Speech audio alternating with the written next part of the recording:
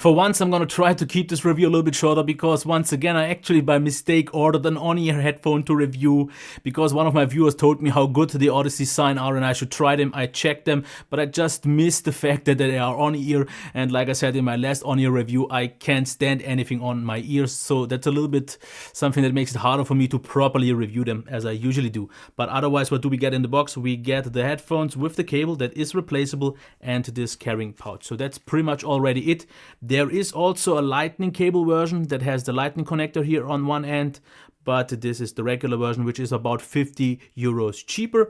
Like I said, the cables are replaceable. Actually, they are just a standard, about pretty much 3.5mm jack, but as you can see here, they won't definitely look as stylish if you try to get something on your own, especially here with this angle. This is super nice, but that's already actually the first thing that I have to point out. It's the build quality and design, because definitely this shape looks definitely super nice. It also makes sense because they're kind of shaped like your ears and they are quite subtle, not really all that big. Absolutely amazing build quality. This leather, no matter if it's real one or not, feels so smooth, so high quality. There is a little bit of padding here, not much, but it doesn't need to be. The rest is metal. Nothing rattles, nothing creaks, nothing does any sounds. It feels so high quality. Of course, also rotatable in both directions with wiggle room for anything. Just so nice here also. The side cups and so on. Just done so nice. Now here's the thing, once again, since they are on ear, I'm not the biggest fan of it since I can't fit my ear in it, even though I have to say this is kind of like a 50% over ear, because this side actually seemed like it's over my ear, where this one is on my ear, so that's a little bit weird. It's quite soft, but it's not all that thick, so that leads me already to the comfort, because if I put them on, for some reason I put them on a little bit further towards the back, so it feels to me like I have them actually just half on my ear and half over my ear, which is a little bit odd because it's almost an over ear in some way, but not really. Because if I put them completely on my ear, the sound was completely off, so it has to be the right way where I have them on. And I have to say, at first, for the first half hour, I have to actually say they are super comfortable. I would have said these are by far the most comfortable on-ears that I've tried already, even though that was like 4 or 5 pairs. The thing is though, as long as you use them for even 1 or 2 hours, you don't really notice it so much, but once you take them off, you feel so relieved because you then actually feel like they put some pressure on your ear. Maybe that's because the padding should have been a little bit thicker, which is weird. So if you are used to on-ears, this should not be a problem, and I think they are one of the most comfortable. Since I just don't like the feel in general, that's the thing. Other than that, clamping force is absolutely moderate because not too heavy. A little bit more stiff, so it sits right on your ear, but they sit very secure.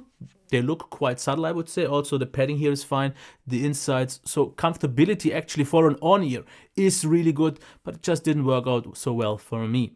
Now, about the sound, once again, isolation actually not that bad because they do have quite a good seal. I've actually had some other on-ears with better one because, like I said, it's just like half of your ear is on and off, so it's a little bit weird, but it's okay. Of course, closed headphone, the leakage is quite decent, I would say, which leads me to the next thing, the soundstage. That one is very closed, which is obvious for a closed headphone, but it felt just a little bit too small, too dark, and too thick to me. That's something that I did not like, which is actually already leading me to the sound quality. And I would say the following.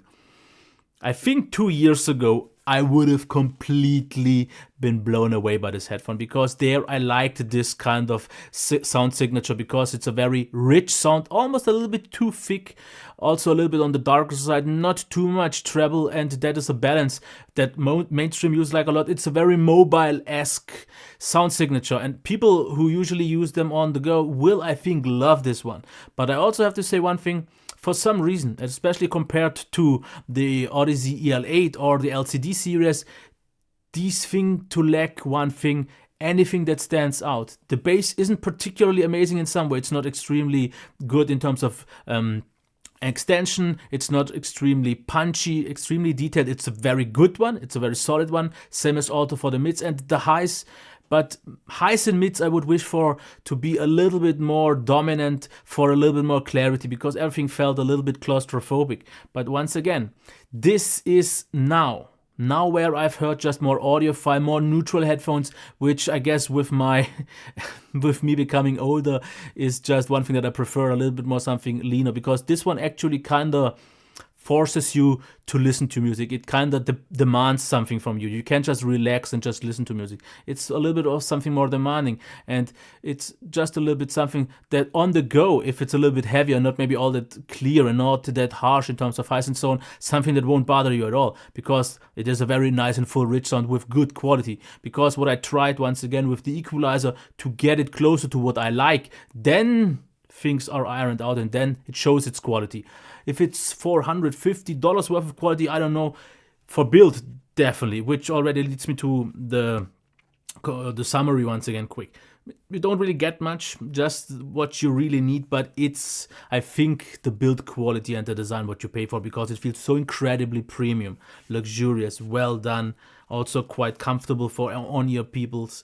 And the soundstage then is really maybe not the highlight here, but the overall sounding itself, the sound signature is on a good level. Like I said, personally, I prefer something a little bit more open, and that's why it's not maybe perfect for me without an equalizer. So just keep that in mind. If you like, though, a more kind of streamlined, kind of more on the go, mobile sounding, then this one will do just fine. Even though I have to say, like I said, it doesn't really do anything particularly well. Everything is on a very good level, but that's it. And if that's worth $450 or $500, I am not quite sure, especially since I can't really judge on-ears that much. It's not the right fit for me, which doesn't really mean much. But $450, I would wish for, I think, something that impresses me more, because I can get satisfying good for cheaper, I think. This is maybe not quite it, so I can't give you my full recommendation. So if you maybe check them and if you maybe fall in love with it, because like I said, 2 years ago, I think they would have been just what I wanted. Now, not quite so much anymore. And that's actually where I want to leave it. Okay, I hope it was still helpful. Maybe a thumbs up, but otherwise, have a nice day.